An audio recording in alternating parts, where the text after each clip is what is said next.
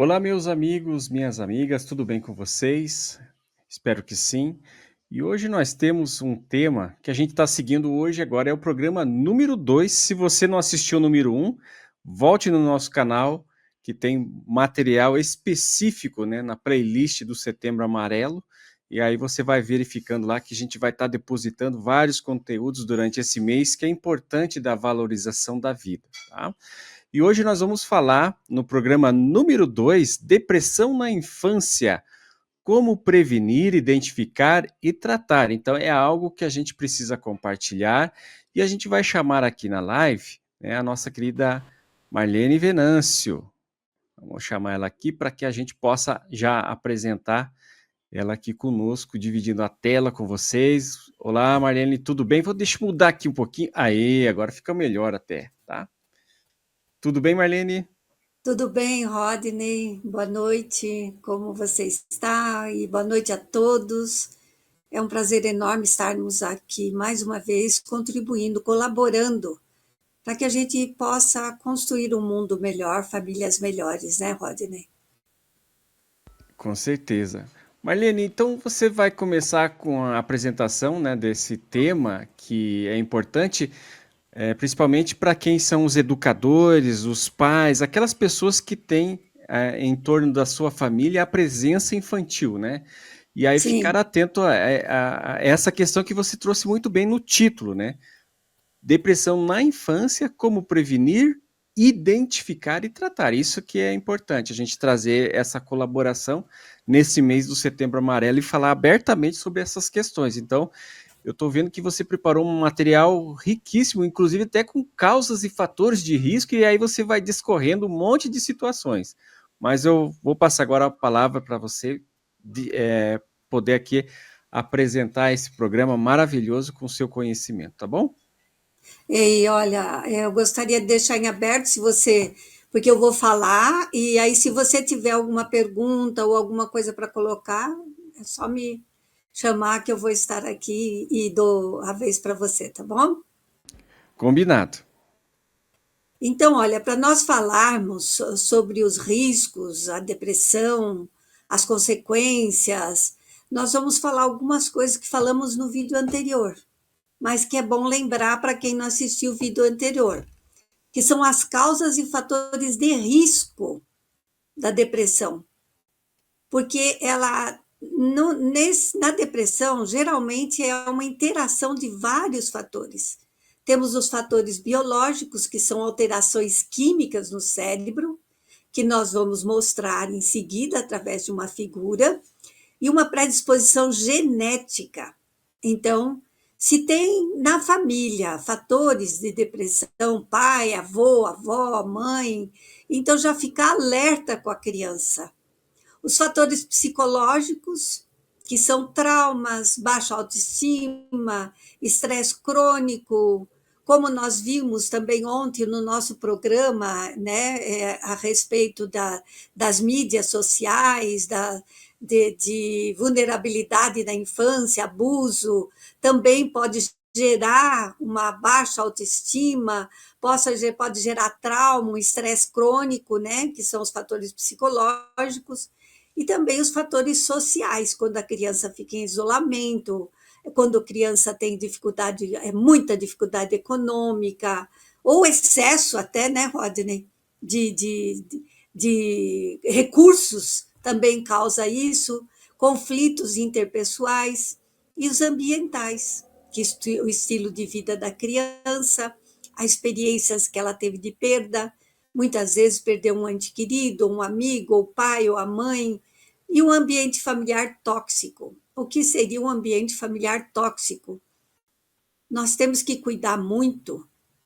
Nós falamos ontem nesse programa que nós gravamos, que nós apresentamos, que nós podemos esperar mudanças nas leis que foram ditas, nós podemos esperar mudanças do governo, nós podemos esperar mudanças na mídia, a mídia gritar o que está acontecendo, como aconteceu no caso da a pedofilia através dos vídeos da rede social.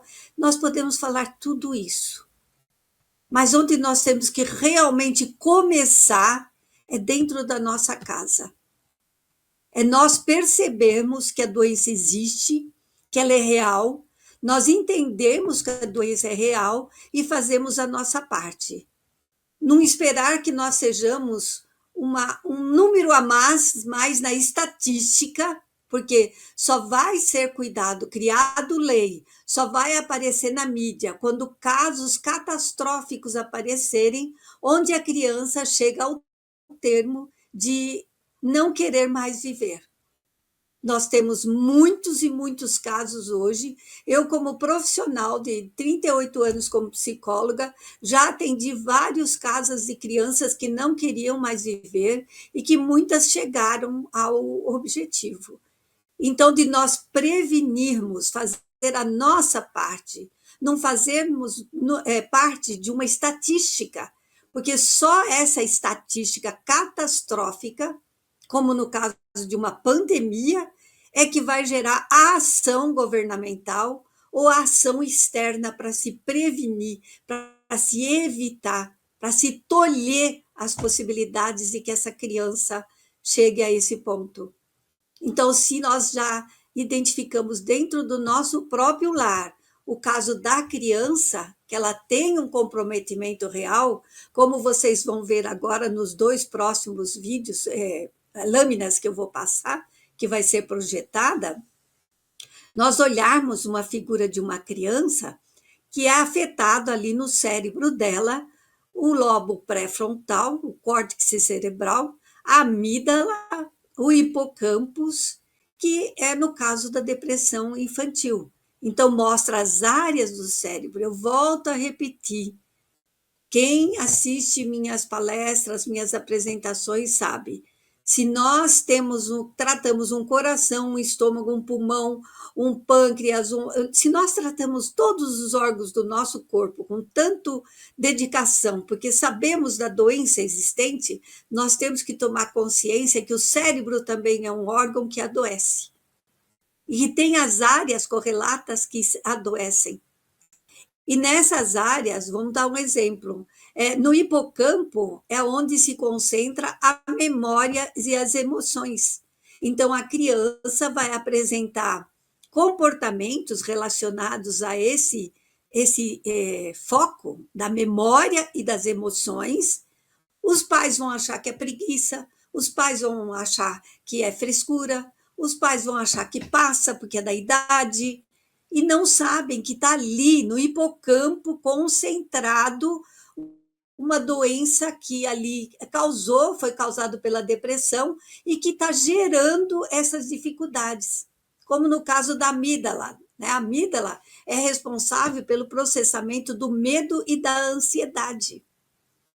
Então, tem que tratar a amígdala, tem que ter uma alternativa médica, psicológica, espiritual, para que se trate essa criança e trate esse órgão desse cérebro, para que a criança tenha uma oportunidade de voltar a ser uma criança normal e não ter comprometimentos futuros, porque se nós tratarmos precocemente, nós estamos prevenindo, principalmente a partir da pré-adolescência, quando os hormônios começam a se manifestar, a menina tem rompantes piores que os das mães, e ninguém sabe lidar, e não sabe o quanto é a mulher que tem pré-menstrual, sabe o quanto é perturbador e descontrolador a ação dos hormônios na pré-menstruação.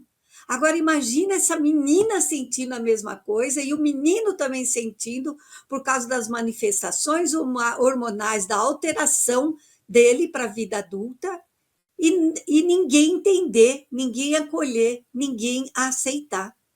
E temos também o córtex pré-frontal, que é no controle emocional e tomada de decisão.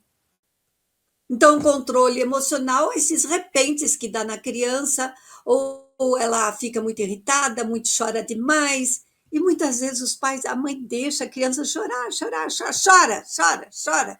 Não sabe que a criança não precisa de ouvir nada, a criança somente precisa ser acolhida nos braços calma, calma, que vai passar. Vamos respirar, vai passar. A criança precisa de acolhimento nesse momento.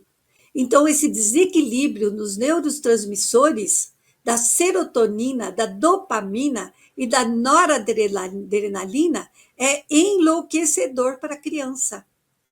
E nós precisamos saber disso. Nós precisamos estar a par de que isso está acontecendo e que essa criança precisa ser cuidada, observada.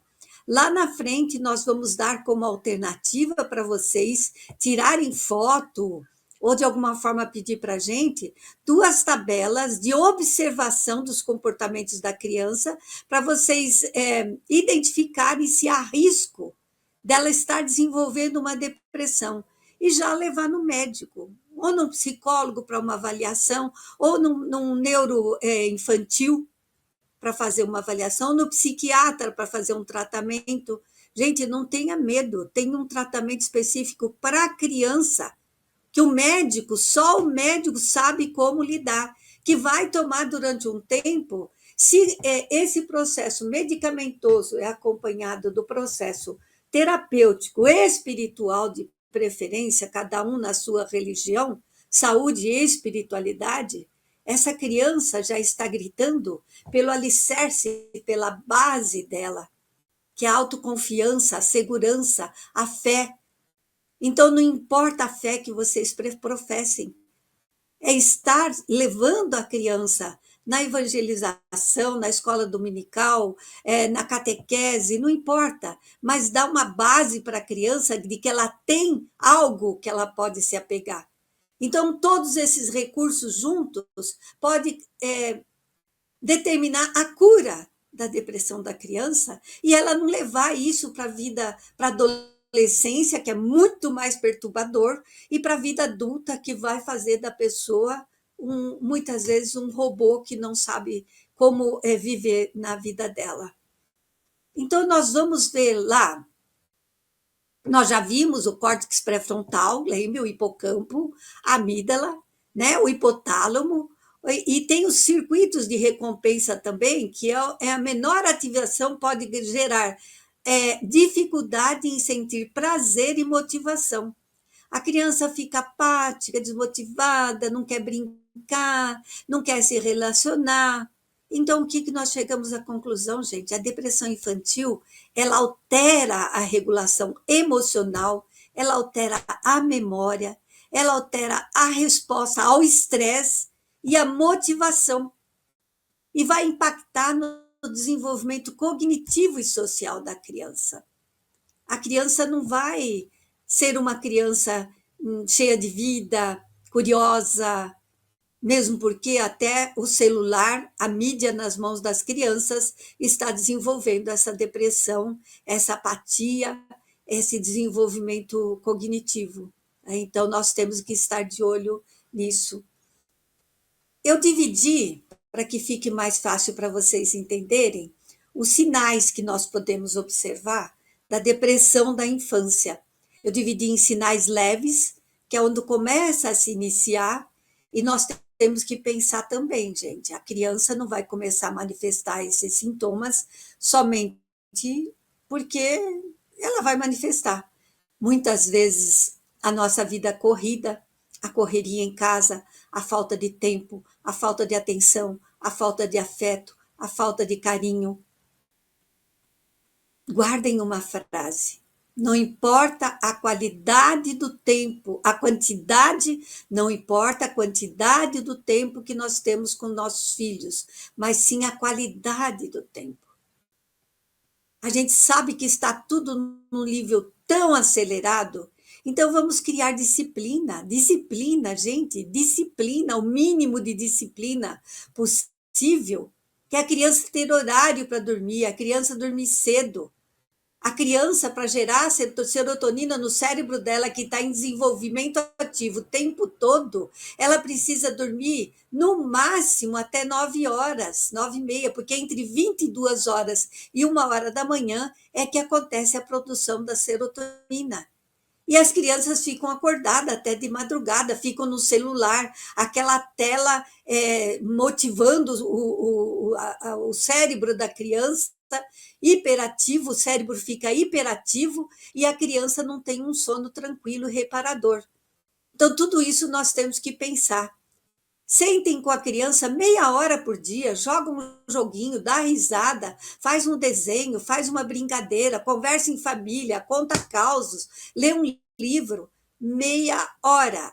Disciplina não é difícil a partir do momento que se interaliza essa disciplina. Terminou da brincadeira, um vai tomar banho, o outro vai fazer a lição, o outro ajuda, a família inteira, eu estou dizendo. O outro vai ajudar a mãe, ou o pai vai ajudar, ou o pai vai ajudar a fazer a lição. Dividem as tarefas, que o casal vai ter um momento para si também, porque o casal vai poder ficar juntos e conversar e relaxar, porque colocou as crianças cedo na cama. As famílias estão hoje que não é mais um lar, não é uma casa mais, é um hospício, porque só grita, xinga, grita, briga, cobra, aponta, mas ninguém faz nada. Toda empresa que todos nós trabalhamos tem regras, tem disciplina, tem hierarquia. Então, por que na nossa empresa mais importante, que é o nosso lar, nós não criamos essa disciplina? Marlene, você trouxe algo muito importante para a gente, nessas reflexões profundas, porque realmente a gente tem reparado nessa questão em que eu pego o celular, né, entrego para a criança pequenininha e eu faço minhas coisas, né? Então, digamos assim, é como de eu entregar isso aqui para que ele tenha o acesso, né, já desde pequenininho, a desenhos, a vídeos que são extremamente, vou falar bem a verdade, é muito colorido, é muita informação, é piscar rápido, é umas músicas chata, né, repetitiva. Nossa, como repete refrão, refrão, refrão, refrão. E assim, um desenho que é uma gritaria só. Se a gente for bem atento e for acompanhar o que a gente está oferecendo aos nossos filhos, a gente vai entender que é conteúdo impróprio. Gente do céu! Impróprio. É uma barulheira, é uma coisa assim que é fora de série, tá? Então, foi muito bom você ter comentado nisso, tá? Isso aqui está sendo prejudicial para os adultos e principalmente para as Tá. crianças. Tá, porque a mulher geralmente fala, o homem não ajuda, não faz nada, senta no sofá, mas isso faz parte da disciplina. É combinar, olha, eu faço isso, você faz aquilo, né? E vamos, o lar vai andar. Cada um tem uma atividade. Então, se a mãe está fazendo a comida, o pai cuida da criança, ao invés de dar o celular na mão. Gente, hiperatividade celular, hiperatividade cerebral. Isso de noite, quando a criança vai dormir. Que sono essa criança vai ter? Qual a formação do cérebro dela?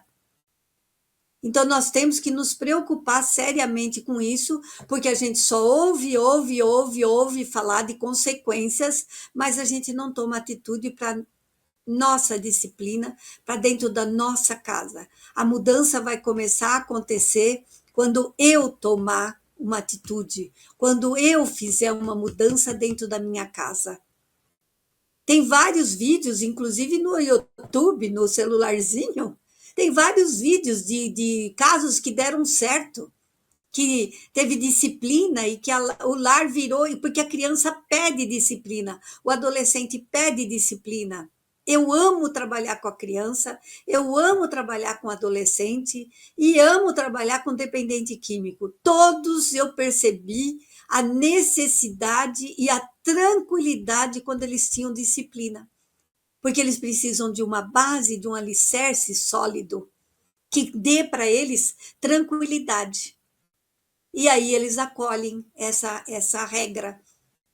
Pode ter algum problema de testar, né, Marlene, Rodney? Mas Marlene, eu não quis te interromper, tá? Mas é que houve um momento aí que em toda a sua fala, sua imagem teve alguns travamentos por questões da internet, tá? Então, tô te avisando agora aqui no ar, porque, digamos assim, não tem problema, gente, se travou um pouquinho a imagem, mas, assim, o conteúdo que ela está trazendo é importante, então a gente não vai cortar isso aqui, tá? A gente vai deixar do jeito que está, porque a informação dela, enquanto está lá nesse momento se regulando, né, essa questão da conexão, recuperando a conexão, eu só quero trazer o seguinte, a Marlene, no início do programa, ela estava falando sobre o programa Sobre os Fatos, Adultização na Infância e Adolescência, que está disponível em nosso canal, tá? Então, foi um programa que foi ao vivo, e é muito importante vocês assistirem esse conteúdo, né, dos riscos das redes sociais, tá? Então, a gente vai retomar aqui com a Marlene, porque eu acho que agora já equilibrou um pouco a internet dela lá, a gente vai dar continuidade. Vamos ver como é que ficou aqui agora, Marlene, pode continuar. Então, vamos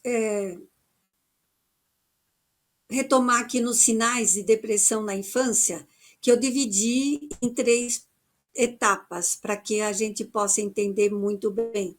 Os sinais leves, que são os iniciais. A criança apresenta uma tristeza frequente ou irritabilidade. A criança se irrita por qualquer coisa, chora, chora, chora. A mãe se irrita e cala a boca. E muitas vezes, sabe, deixa a criança chorar, chorar, chorar. A criança passa por um processo de dor interna e ela só precisa ser acolhida, só precisa, calma, calma, respira. E a tristeza, essa tristeza constante, tristeza que não era manifestada antes. Então, nós temos que estar de olho nesses sinais. Nós temos que ver também a desmotivação da criança em atividades que antes ela gostava. Ah, não estou com vontade, não quero. Então, eu estou percebendo, mas não dá tempo de eu me deter, porque é quase invisível. É um sinal leve. Mas se a criança está mudando, a gente tem que aprender a conhecer nossos filhos. Se a criança está, uma coisa que ela gostava muito, ela já não gosta mais, não quer saber, observa, grava, para ver se isso se repete várias vezes. Um outro sintoma, um outro sinal, pequenas mudanças no sono, no apetite. Nós podemos ver aí no sono, quando nós falamos do celular, quando nós falamos de televisão, de computador, quando nós falamos da desarmonia no lar, para que a gente crie as regras, para que a gente crie, peça a colaboração um do outro, o pai e a mãe colaborarem. Se a mãe não tem o pai ali, então ela cria uma tabela, tem vários exemplos na mídia, no celular, que nos traz muitas opções da melhoria da organização, da disciplina no lar. E a criança pede isso. A criança, o adolescente, pede isso. Eu trabalho com criança, com adolescente, com dependente químico, e eles pedem, quando eles têm a regra, quando eles têm a disciplina pré-determinada, eles seguem à risca. Leva um tempo, eles vão testar, porque eram acostumados de uma forma negativa, mas eles vão acabar entrando e isso se torna hábito. E quando a gente faz isso na infância, Rodney, a criança vai ser um adolescente, um pré-adolescente, um adolescente muito mais saudável, muito vibrado. A criança se sente segura com aquele processo, daquela disciplina. Quando acontecem também queixas físicas ocasionais, como dor de cabeça, dor de barriga, então a criança não está se encontrando com ela mesma. Então ela manifesta no físico, porque ela sabe que no físico ela se condicionou desde pequenininha, que no físico, quando ela manifesta dor, queixa física, a mãe atende. E aí a mãe fala, não, você está fazendo chantagem, você não quer ir para a escola, e aí a mãe não entende que isso pode ser já um sinal de depressão. Então, naquele quadro... Marlene, o que você falou ali, nesse finalzinho, das queixas físicas ocasionais de dor de cabeça, dor de barriga, inclusive vontade de não ir para a escola. Aí você pode ter Sim, certeza que provavelmente teu filho esteja sofrendo bullying. pode ser, exatamente, Rodney. Então, você vê que existem tantos fatores desencadeantes que a gente tem que estar ouvindo esses vídeos, sim. A gente tem que estar internalizando, não só entrar aqui e sair por aqui, porque se trata dos nossos filhos. Se a sociedade está toda, vou usar um termo que a gente usava quando era criança, destramelhada, se a sociedade está uma loucura, se o mundo está uma loucura, eu tenho que começar dentro da minha casa. E dentro da minha casa, eu tenho que observar, eu tenho que criar situações que vão organizar esse caos. Nós trabalhamos, todos nós trabalhamos, e eu não canso de falar isso. Por que que no trabalho a gente segue regra, a gente segue horário, a gente segue hierarquia, a gente... Por quê? Só porque ganha dinheiro e não pode perder o emprego? Não pode perder o emprego e o dinheiro. Então, a empresa tem que continuar. A empresa não pode falir. A empresa não pode ter prejuízo. E eu faço tudo para que isso não aconteça, porque é interesse meu. Mas e o interesse do meu filho? E se eu perder meu filho para uma depressão? E se eu perder meu filho porque ele desistiu de viver? E se eu perder meu filho para as drogas? Então, nós valorizamos tanto, tanto, tanto ter, ter, que nós nos esquecemos de ser mais atentos às necessidades da família. A mãe e o pai podem sentar junto e fazer essa tabela de distribuição de tarefa. A mãe, e eu não falo de forma crítica, não, gente, porque eu também aprendi muita coisa com os meus filhos. A mãe grita, grita, grita, grita, grita. Daí passa aquele momento, o filho não faz, ela vai lá e faz, berrando, gritando, xingando, fica brava. Aí daqui a pouco ela está fazendo, aí ele pede uma coisa, mãe, me dá um dinheiro para eu ir. Mãe, deixa eu ir na casa do fulano na festa do pijama. Mãe, deixa. A mãe esquece de tudo e diz sim para tudo. Ele só tem vantagens, Rodney. Ele não tem prejuízos por ele não ter feito tal e tal e tal coisa combinada. Isso é regra, isso é disciplina. Então, nós precisamos nos atentar a cada detalhe, porque nós não podemos deixar a nossa empresa falir, a família. Vamos, então, aos sinais. Aqui também tem tecnologia e elas complicam das vezes. Aos sinais moderados. Então, os sinais moderados, que são para desencadeante da depressão, que se identifica a depressão, isolamento social, que pode acontecer o que você falou, né? Evitar os amigos, brincadeiras, evitar familiares, pode estar sofrendo bullying, pode ser uma depressão, uma baixa autoestima, pode ser o celular, sim, desde pequenininho, porque a criança não aprende a interagir, a criança não aprende a se defender, a criança não aprende a contestar, a criança não aprende a argumentar, a criança não aprende nada, porque tudo ali está aí acelerando o cérebro dela de um jeito que ela vai perder o controle de si própria em algum momento. E não tem interação social nenhuma. Então, a criança passa a desenvolver sintomas desencadeados pelo uso excessivo, muitas vezes, do celular. E criar regra, sim, gente. A gente desiste porque não quer ficar brigando o tempo todo e eles acabam ganhando a parada. Então, tal hora vai usar o celular tanto tempo, principalmente os pequenininhos. Olha, 1 hora no dia, 1 hora no máximo, os pequenos, meia hora, os pequititinhos.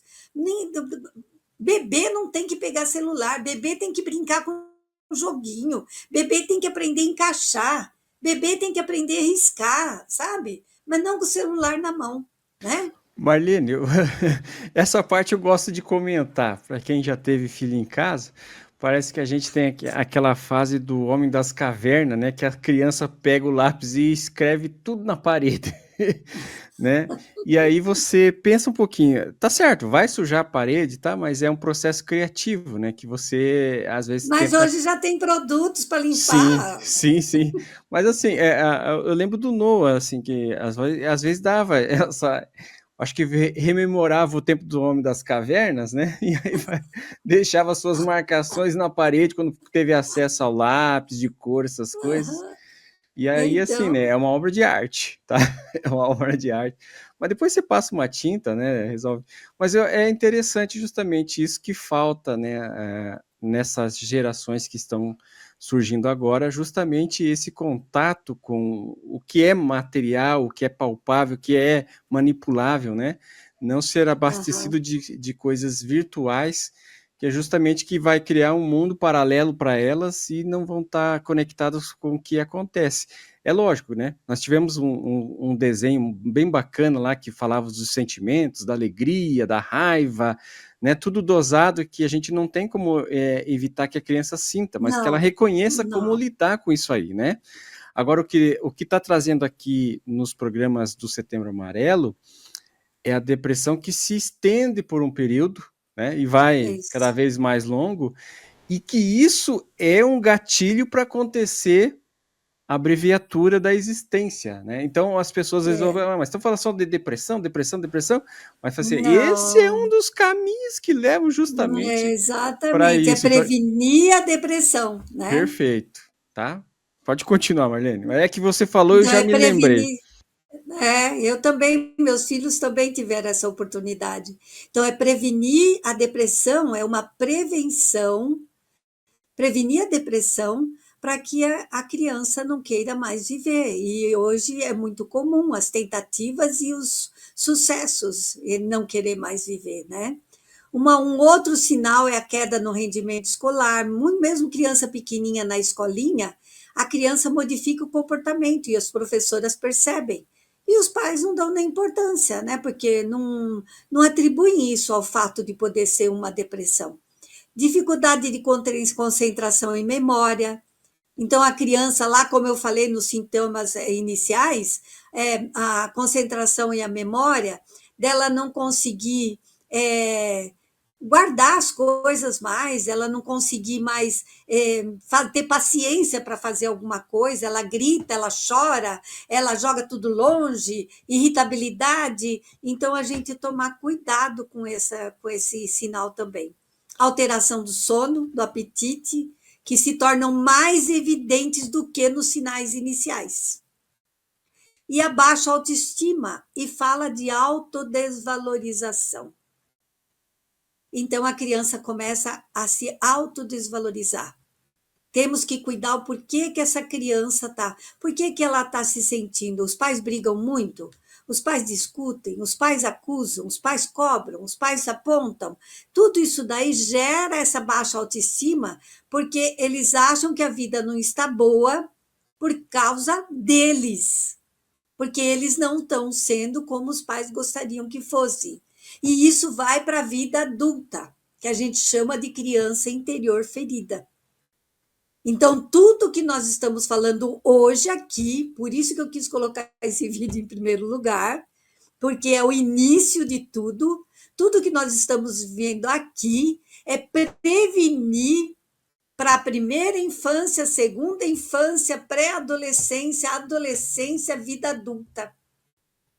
O Marlene, sucesso da nossa vida está aí.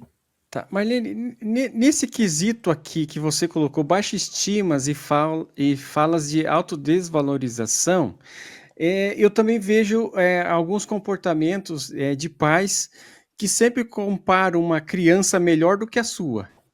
Fica fazendo comparação. Olha, você é burro porque fulano de tal é mais inteligente que você não vai ser Ai, ninguém na vida.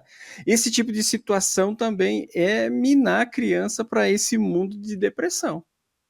E ela com vai acabar certeza. incorporando-se e acreditando que ela não é capaz de fazer aquilo que os pais estão reforçando negativamente na mente dela.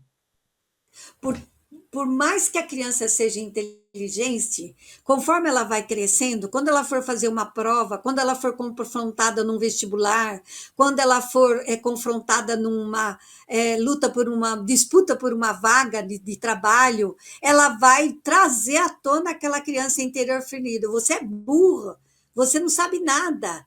Fulano é melhor que você. Pronto, perdi a vaga, não passei no vestibular.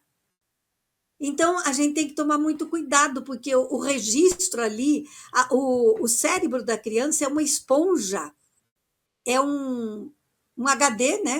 Um HD que está sendo preenchido e que vai ficar ali. A base principal do alicerce daquele computadorzinho é o que recebeu ali na primeira infância. Então, a gente tem que tomar muito cuidado. E os sinais graves? Nossa, os sinais graves aqui tem bastante. A tristeza e a irritabilidade fica mais intensa e persistente. Não pula nenhum aí, tá? Pode falar todos os sinais graves, porque é a nossa redobrada atenção. Exatamente. Então, a tristeza é maior, fica isolada no canto, não quer conversar, não é alegre, não brinca mais, na escolinha fica isolado e fica muitas vezes irritado com qualquer coisa, uma irritação intensa, e esses sintomas se tornam persistentes.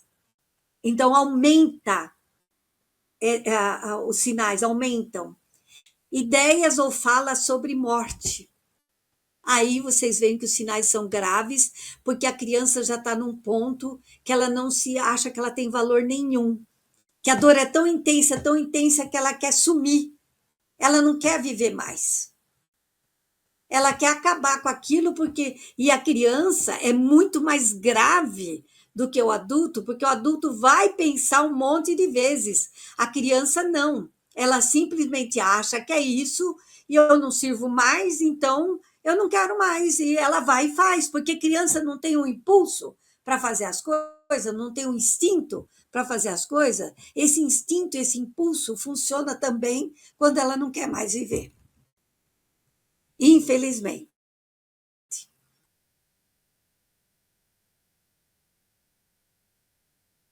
Ela pode sim, os pais não percebem, mas. Vou pedir para repetir esse pedacinho que travou aqui na nossa transmissão. Pode repetir O esse qual da. quesito. O automutilação ou o anterior? Isso, não, a automutilação não saiu aqui porque travou um pouquinho a internet, que é natural, né, em momentos de transmissão.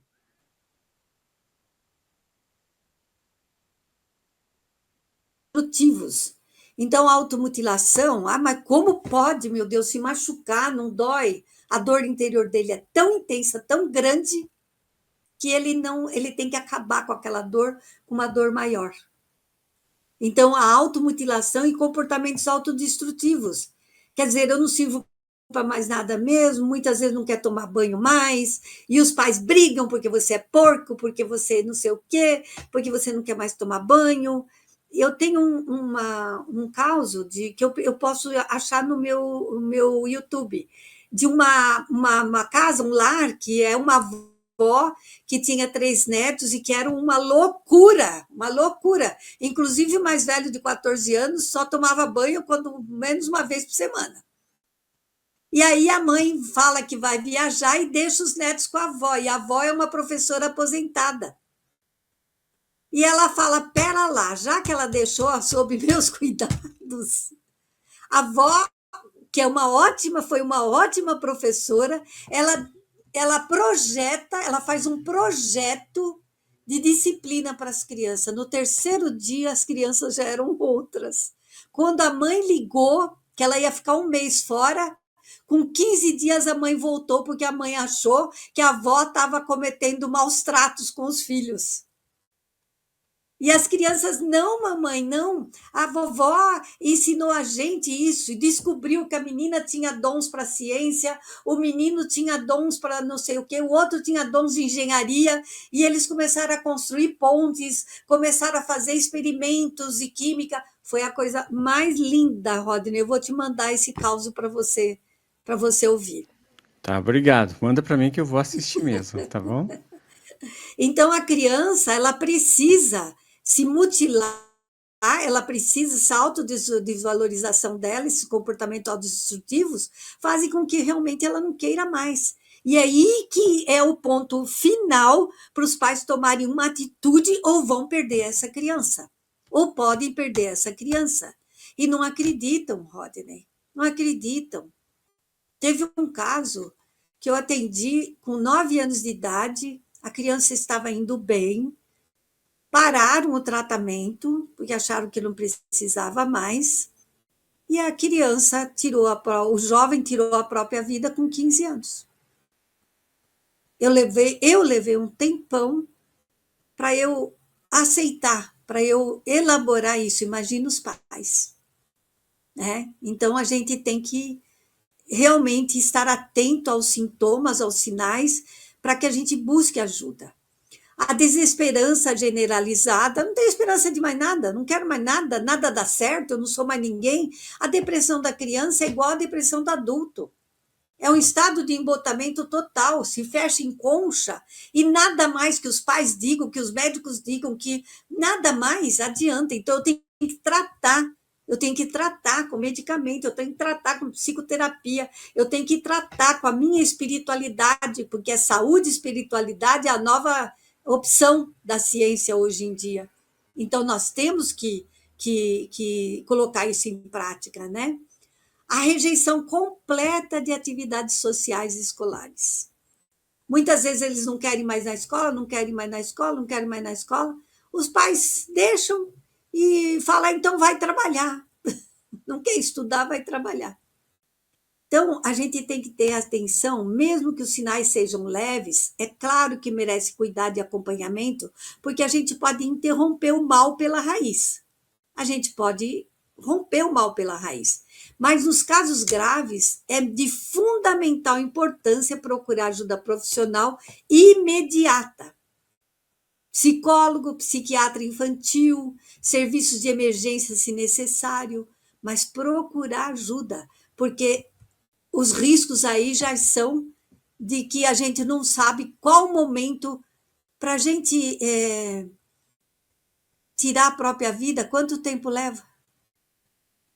Aí os pais não vão ter mais paz nem para trabalhar, nem para mais nada.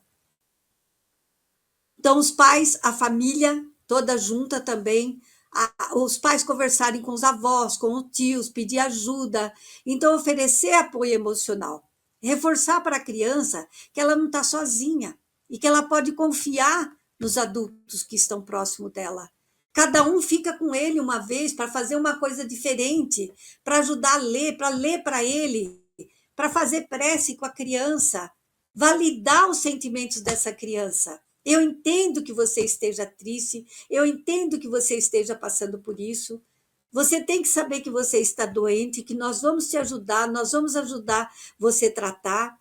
E é importante que nós falemos disso, falar disso com a criança, explicar para a criança.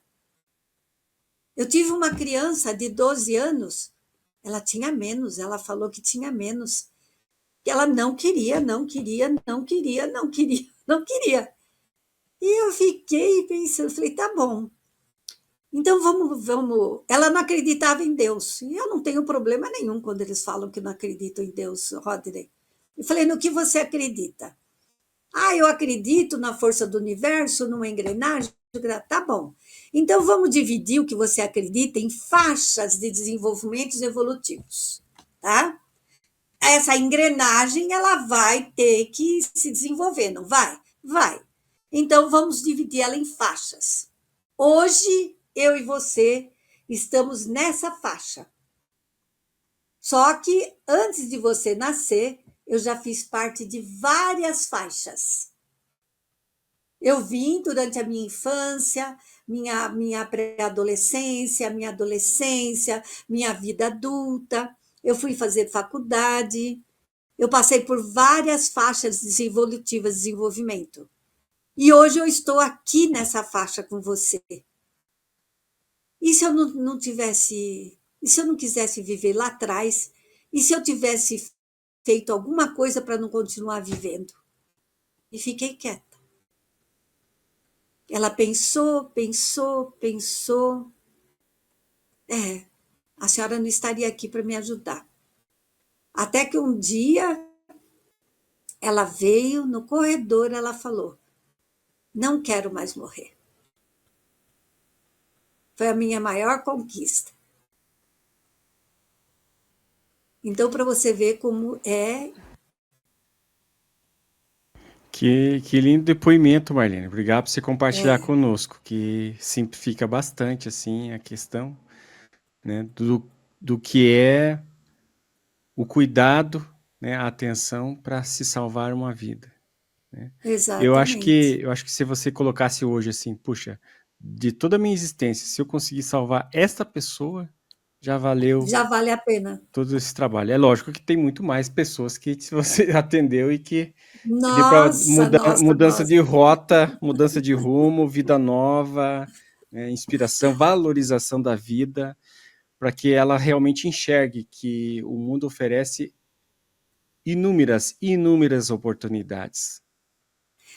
Para você ter uma ideia, em 1986, que eu trabalhava na saúde mental, nós tínhamos uma lista de 400 pessoas, lista de espera. E aí eu fazia grupos, e eu fiz um grupo de depressivos, e tinha uma senhora bonita, alta, magra, sabe? Que ela não queria viver, não queria viver. E ela saía e tá bom, olha, tchau, eu não volto mais. Eu falava, tá bom. Aí eu não vou mais, não quero mais viver. Eu, tá bom, a escolha da senhora. Só que eu tinha dado um livro espírita para ela ler. Ela ficava tão brava comigo e toda semana ela voltava brava comigo. Porque você me deu aquele livro para ler? Então, a gente tem vários recursos, mas essa menina hoje está moça, eu já conversei com ela algumas vezes e falei também para ela na época: você tem uma missão aqui. Mesmo essa engrenagem, você tem um propósito de vida.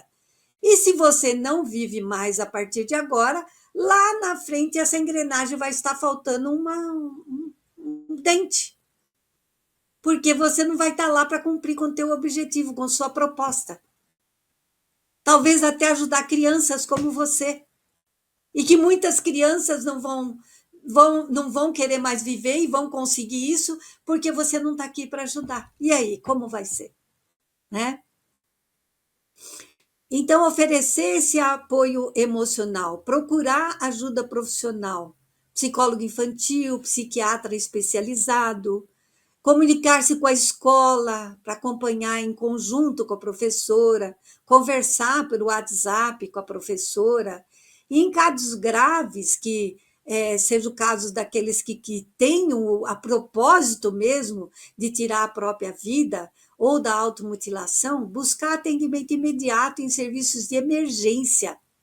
Existem serviços apropriados para isso. Existem grupos de apoio que orientam como cuidar desses casos. Também promover um ambiente saudável, mudar as coisas dentro de casa, mudar o quarto dele, mudar os móveis de lugar, porque o cérebro está embotado. Então a corrente parou, aquela corrente elétrica do cérebro parou. Então mudar as coisas de lugar, tudo no quarto dele muda de lugar, porque o cérebro vai ter que fazer uma nova trajetória para encontrar um caminho novo. Então, mudar totalmente a rotina, mudar totalmente a proposta da pessoa ali dentro da própria casa. Uma rotina equilibrada, com sono adequado, alimentação, atividade física, não tem nada melhor, é o remédio natural do cérebro, é a endorfina. E a atividade física rega o nosso cérebro. Eu, quando saio da academia, eu saio quase flutuando, de tão feliz que eu saio, né? Então, atividade física. Reduzir excesso de telas, reduzir excesso de telas, reduzir excesso de telas e estimular atividades lúdicas, física, fazer jogos dentro de casa. Tem ali vídeos que mostram brincadeiras montadas em casa, que todo mundo brinca junto e se diverte e dá risada, e a criança fica super feliz. Lá a criança lembra que tem celular? Lembra nada. Rodney, quando uma mãe dá um celular na mão de um bebê, meu Deus, ela está assassinando o desenvolvimento cognitivo dessa criança, que ela explorar, descobrir. É difícil, mas todos nós sobrevivemos até hoje. Por que, que os de hoje não sobrevivem?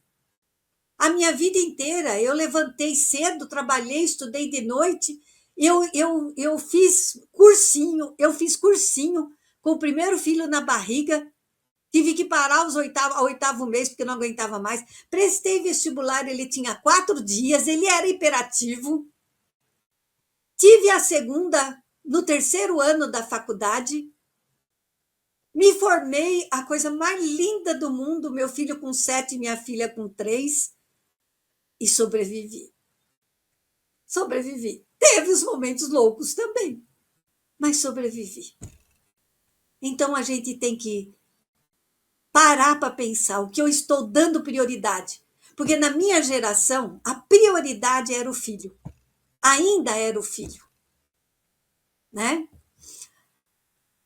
Proteger contra riscos. Olha só, garantir a segurança física é monitorar objetos cortantes, medicamentos, conteúdos online.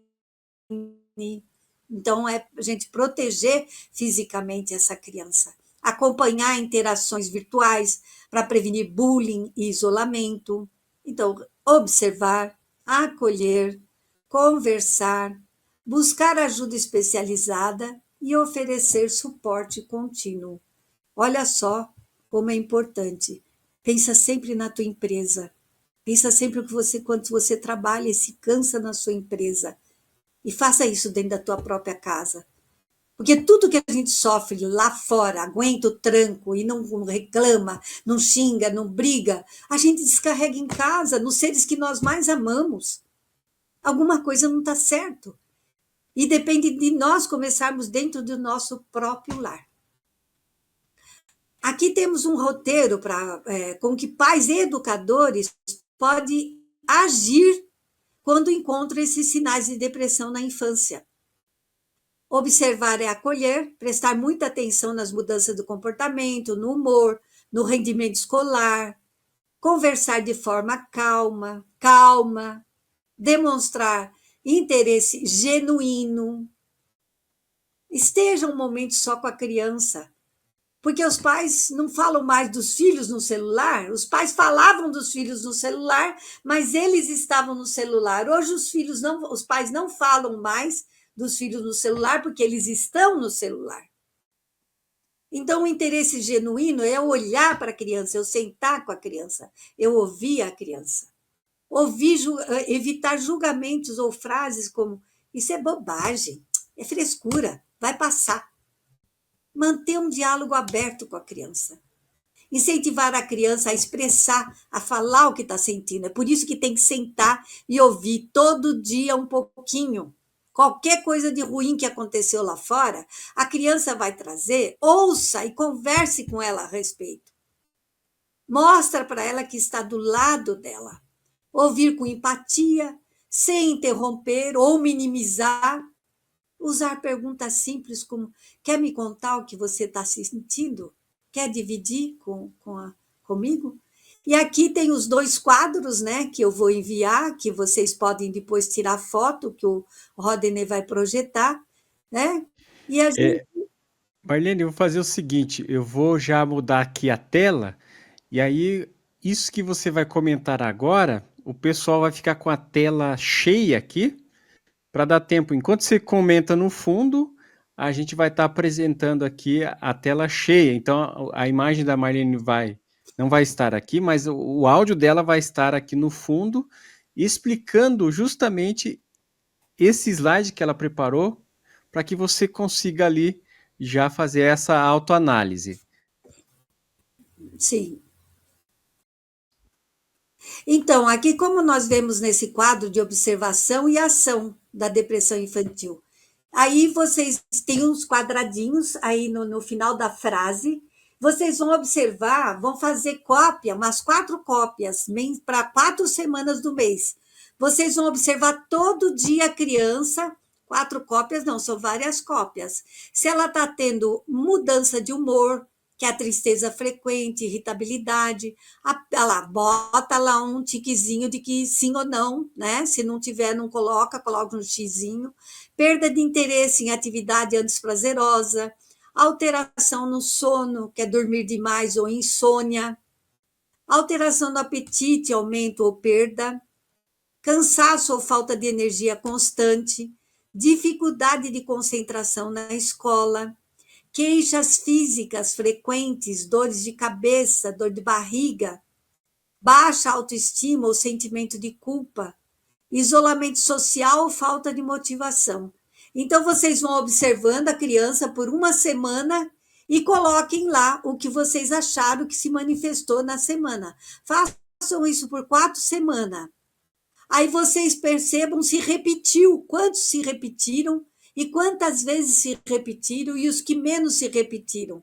E vocês vão estar vendo se é um sinal de alerta grave, que já precisa de uma busca urgente, se é um sinal moderado, que eu preciso buscar ajuda, ou se é um sinal leve, que eu já tenho que começar a me movimentar dentro de casa para mudar a nossa dinâmica, para evitar que a criança passe por isso.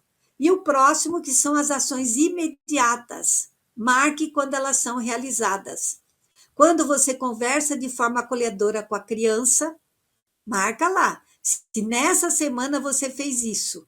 Quando você notificar e envolver pais responsáveis, que é no caso até de dar um para o professor observar e também marcar semanalmente. Quando registrar observações diárias por 1, 2 semanas, ou até 4 semanas, eu prefiro. Contatar um psicólogo ou um psiquiatra infantil e comunicar à escola para acompanhamento. Então, pode dar até um daquele anterior para o professor, para que o professor possa estar preenchendo semanalmente.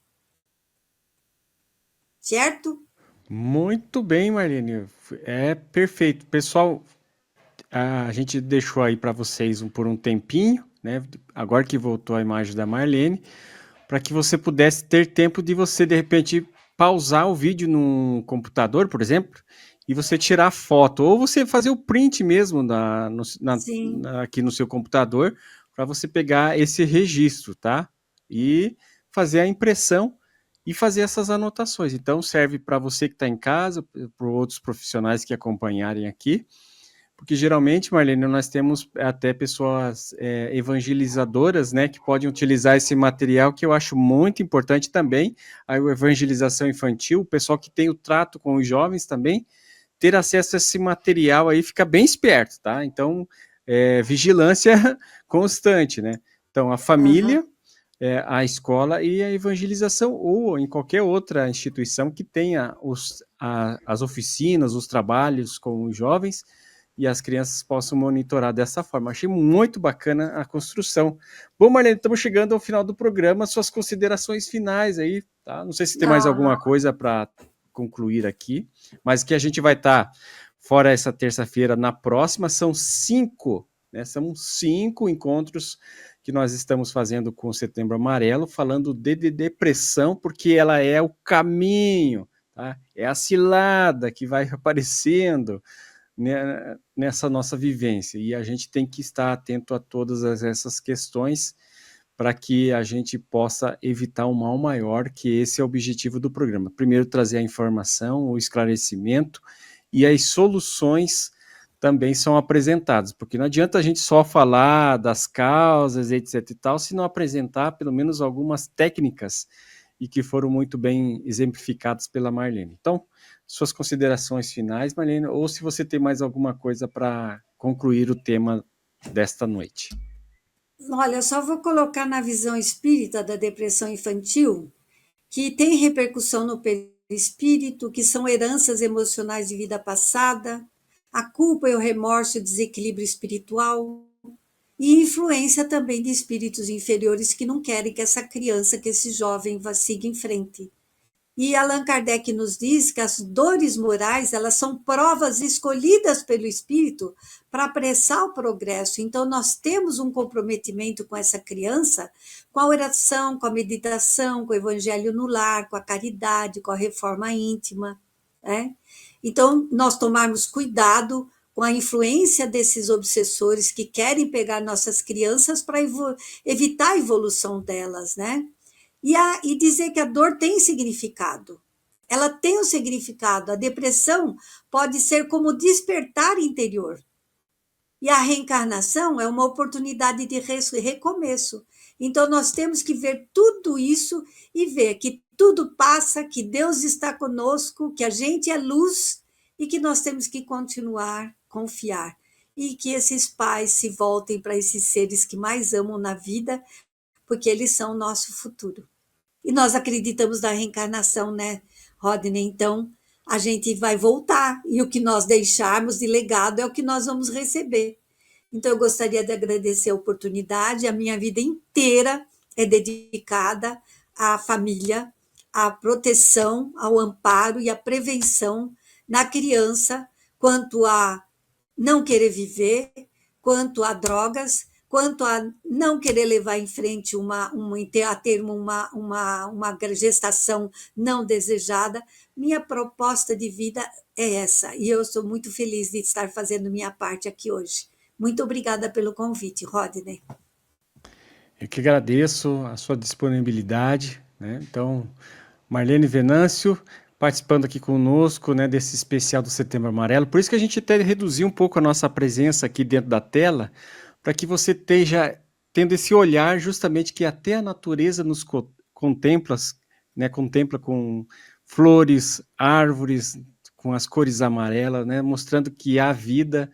Então, assim, os ipês amarelos estão por aí, todos floridos. Então, a própria natureza já se encarrega de dar essa sinalização da valorização da vida.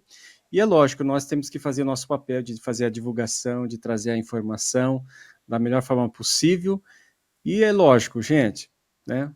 É uma chamada de atenção que a gente precisa conversar sobre esses temas, mas com essa leveza, né, trazendo soluções e os encaminhamentos. Então, muito obrigado, Marlene, que daqui a pouco já vai ter que sair daqui da live para fazer atendimentos online, né, porque hoje em dia agora ficou mais fácil os atendimentos online. Então, pessoal, precisando, pode entrar em contato com a gente também pelo WhatsApp, manda sua mensagem lá, sua pergunta, tá? Se não quer expor alguma situação aqui, a gente vai poder responder nos próximos programas, tá ok? Então, toda terça-feira, às 20 horas, a gente está trazendo para vocês o Setembro Amarelo, a valorização da vida. E a valorização da vida é adquirir conhecimentos, orientações e esclarecimento e colocar em prática aquilo que nós estamos aprendendo e principalmente, Marlene, né? Não adianta o conteúdo ficar só para mim, eu encaminho para quem precisa. Geralmente vai cair em alguma família que está passando por uma situação ou se tiver desatento, vai ficar mais atento a partir de agora para diante. Precisando, gente, visite o nosso site, procura lá, que já tem o vídeo número 1, tá? Setembro Amarelo número 1. Então, são contribuições que a gente vai deixar numa playlist, Setembro Amarelo, todos os programas que forem feitos aqui para vocês, tá ok? Grande abraço e até a próxima. Tchau, tchau, Marlene. Até a próxima. Tchau, Rodney. Obrigada.